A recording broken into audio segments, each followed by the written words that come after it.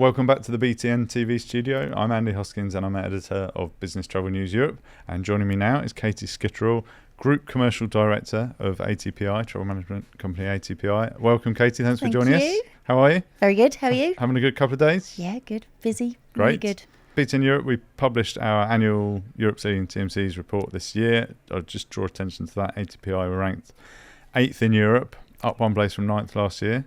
So I guess there's been a bit of growth there over the last 12 months. Yeah. Business is going well. Really well. Good client retention and new business. So all going very well. Several things I want to talk about. Let's start by discussing sort of the first half of the year has been a bit of an unusual one. Mm-hmm. Lots going on.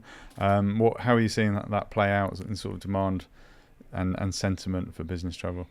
We've been busy. And a lot of the stuff that we do is go to work. Yeah, so it's essential travel. It's essential travel. Yeah. So for us, it's been consistent. I'd say volumes are up, have been up for us for the first half of the year. Mm-hmm. So it's been busy and seeing shifts online as well, which is great. Okay, so that makes things take some of the pressure off, I suppose. In order to handle the resource and the times and response times and everything else. So it's worked out really well. What's driving that shift online?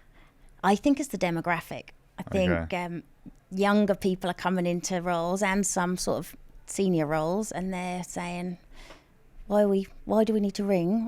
And not a lot of people ring. Why are we emailing them? Yeah. Where's the tech? I want to do it on my phone.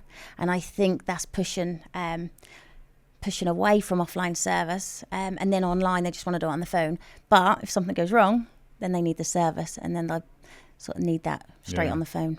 Is it a sign at all that the sort of issues around content fragmentation that we've been seeing, is that settling down at all? Yeah. Well, fortunately, we've always been default on. So when NDC showed up, I mean, when Lufthansa did it years ago, then BA, we've always said, let's just have it switched on because we were just getting so many queries. It's like, about I can find it cheaper online. Exactly. Yeah. So we then said, actually, we're just going to switch it on. And back then, were they booking it very much? Not very much.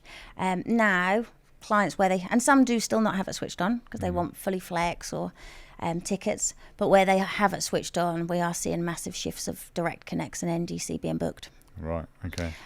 So when it comes to a change, sometimes it could be a little bit more difficult. But actually, just by having the content switched on, I think that allows people, by having it on, and they're booking it online, they then don't feel they need to go elsewhere.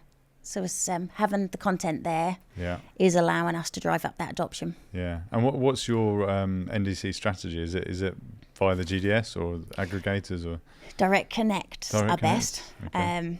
I think we use Amadeus globally, Sabre in the US. We will use NDCX. However, you say you find it cheaper elsewhere.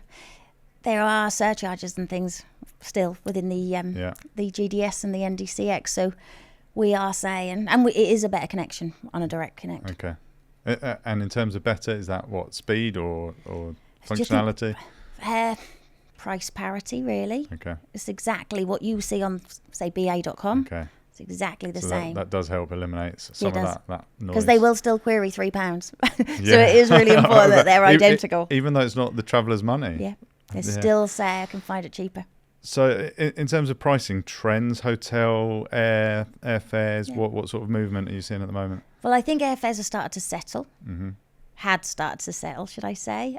Beginning of the year, you're definitely starting to see, I think there was so much demand and not enough there that the prices were really expensive. But I think airfares have definitely started to settle. Mm-hmm. We've had new clients come on board and they've said their average room rates, they're seeing reductions as well. So I think, and it's driving the right behaviours and programmes as well, but I believe that pricing's settled. What that'll be like for the rest of the year, I don't know. Yeah, it's difficult to speculate right now, I think, isn't it? Yeah. It seems there'll be some big news incident by the time we've left the studio here. Just some of your other biggest challenges as a TMC at the moment? I think it's managing different behaviours. So I think a travel manager's job's really hard because they're trying to please so many different people. I think sustainability was a bit of a focus. Then it's like there's lots of calculators and budgeting you can do there.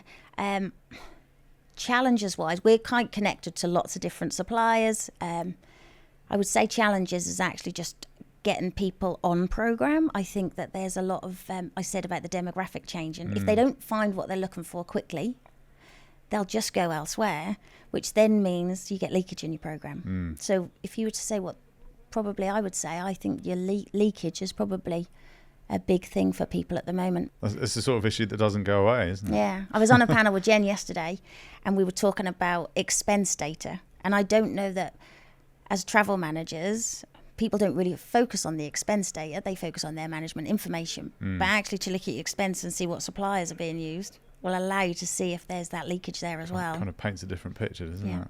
Yeah. Great. Let's talk about Avenir. Tell me all about that.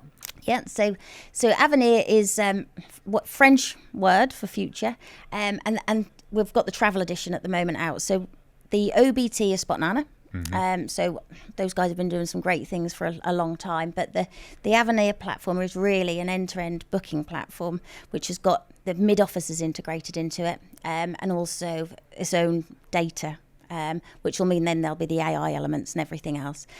So we have customers on it. We've got a lot of customers in the US on it at the moment. We've got an early adopter program. So we've got two big global clients in the US. Right here, right now, we're looking at we're testing for UK, Europe and Canada. So by the end of the year, those will be live. And the story is really those direct connects. Okay. So they've got all of the direct connects, even direct connects to hotels as well. And then also, I think you can change. So, for example, we talk about people going off program. You can make a change in the United Airlines app, and it'll flow back in. So it's about kind of working in. They're calling it interoperability. I think is the joining up the dots, I suppose. Yeah. So what's the ambition then? Will all customers move over to this at some point, or is it a choice? I think it's a choice. And I think it depends on your program. So we're having, I've got some clients and I'm saying, it's not going to work for you based on you have a really high service requirement. You want dedicated staff. Well, actually, when you drive up the online adoption, we're seeing about 90% online adoption rate for it. But actually, if you want a dedicated team and you want offline service as well, there's a mix. And I think that'll change as time goes on. Yeah. But yeah, I say about the markets that we've got. So if you've got a global program, it's obviously going to be a kind of a journey really for the next 2 or 3 years to actually make sure that you've got the content in all markets, because there's a lot to get in there. Yeah. But it is on new open API. So the great thing is you can connect so much more easier than having to old infrastructure, old architecture, and then building on it from there. That sounds like a lot of investment that you've been putting into it. Yeah, and it's great because Spotnana have been around for a while anyway. So it is us just plugging it together, which is good. Well, fantastic. Thank you very much for joining us in the studio here. Enjoy the rest of your day. You too. Thank you. Thank you.